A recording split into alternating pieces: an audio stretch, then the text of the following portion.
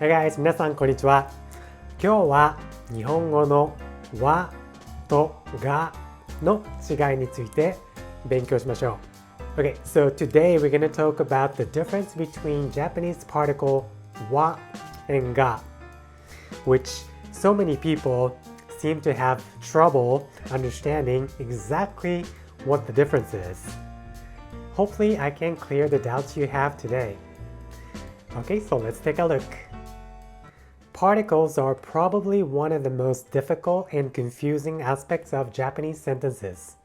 A lot of students ask about the use of wa and ga. Today, let's have a look at the function of these particles. Topic marker and subject marker. Roughly speaking, wa is a topic marker and ga is a subject marker. The topic is often the same as the subject, but not necessarily. The topic can be anything that a speaker wants to talk about. It can be an object, location, any other grammatical element. So in this sense, it's very similar to English expressions as for or speaking of. 私は学生です。I'm a student. So this is a general statement. As for me, I'm a student. 日本語は面白いです。Japanese is interesting. Speaking of Japanese, it's interesting. Basic differences between ga and wa.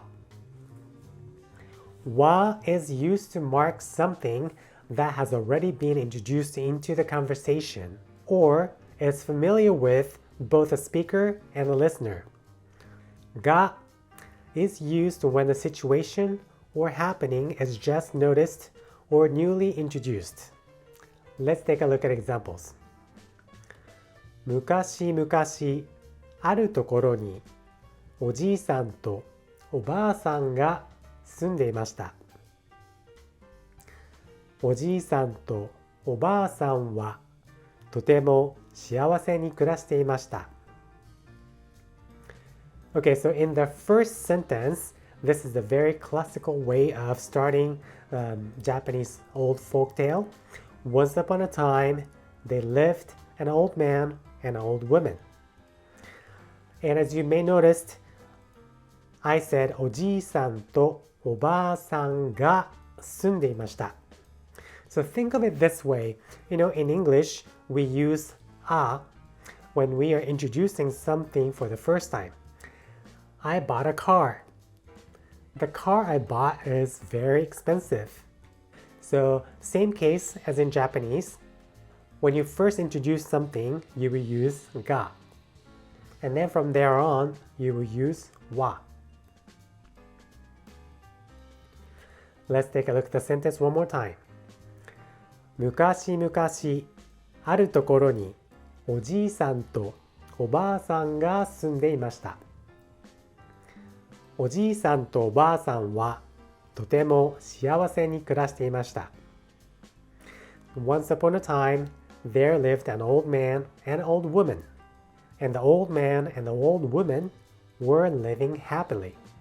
And here, old man and old woman, they are the subject, not the topic. The second sentence describes about おじいさん and おばあさん who are previously mentioned, and now the topic of the conversation. Therefore, they're marked with wa instead of ga. Wa as contrast. Besides being a topic marker, wa is used to show contrast or to emphasize the subject. ラーメンは好きですが、寿司は嫌いです。I like ramen, but not sushi. Okay, so here the important thing is the thing being contrasted may or may not be stated. But with this usage, the contrast is implied. あの映画は見ませんでした。I didn't watch that movie, but I watched this one. So here, I watched this one. この映画は見ました is implied, but not stated here.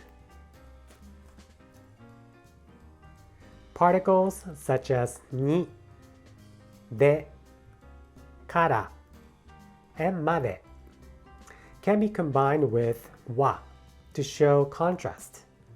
This is double particles.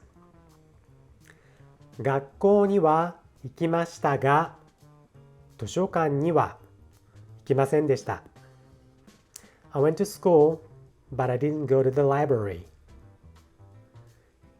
電車の中では携帯を使用しないでください。Please don't use your cell phone in the train.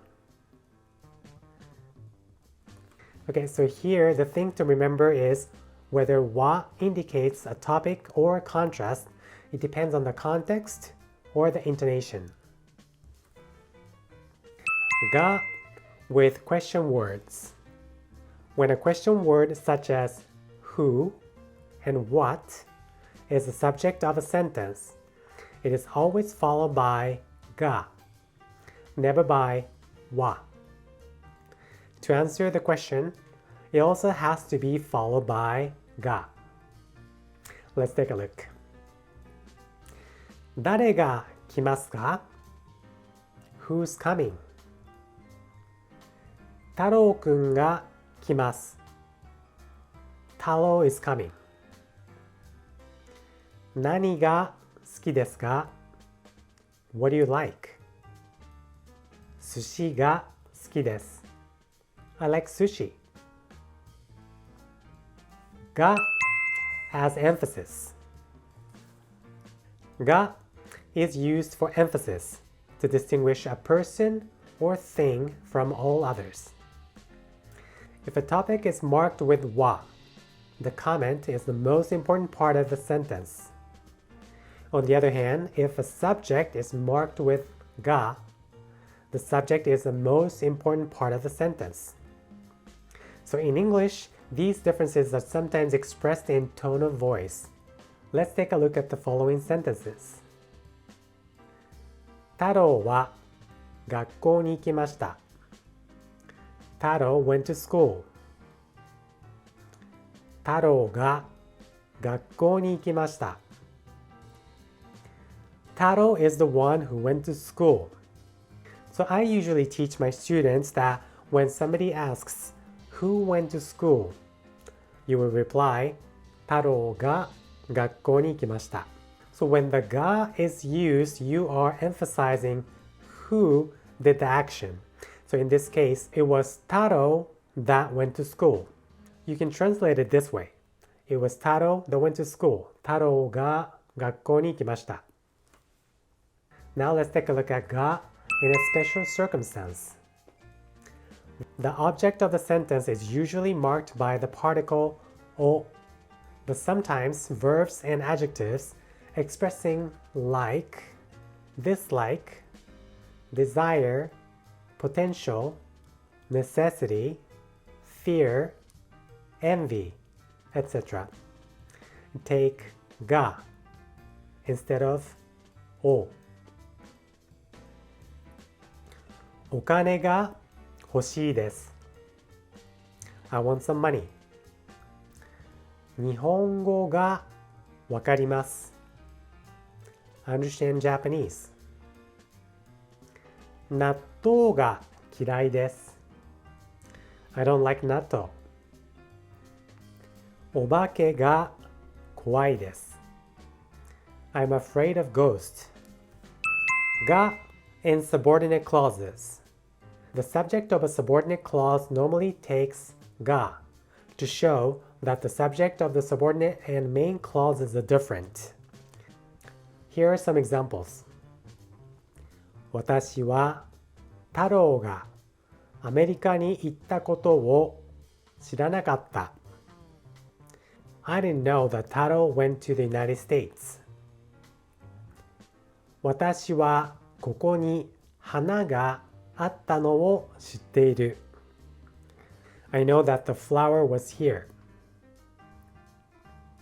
Now let's review the rules about は and が one more time. は is a topic marker. は shows contrast. が is a subject marker. が is used with question words. が is used to emphasize. が is used instead of お。が is used in subordinate clauses. Okay, so now let's do some exercises. Let me know whether は or が is appropriate in these following sentences. I am Japanese. 私、日本人です。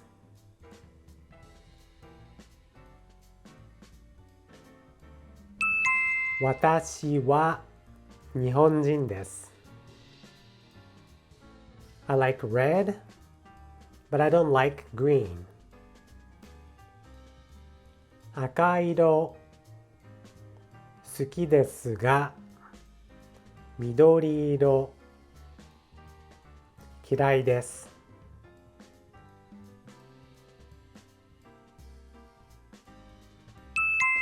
赤色は好きですが緑色は嫌いです。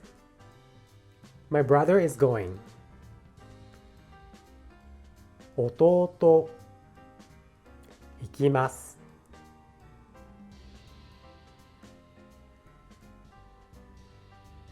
弟が行きます。I want a luxury watch. 高級時計欲しい。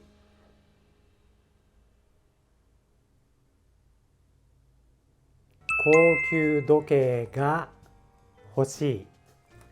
Did you eat this?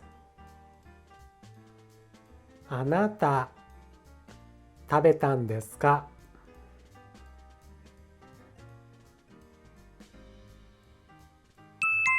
あなたが食べたんですか？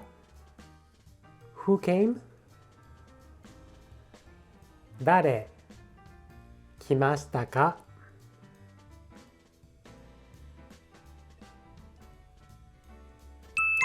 誰が来ましたか？はい、それじゃあ皆さん何問正解しましたか？ How many questions did you get right? Let me know in the comment section down below. I hope this video clears some doubts you had about Japanese particle wa and ga. Thanks for watching and I'll see you next time.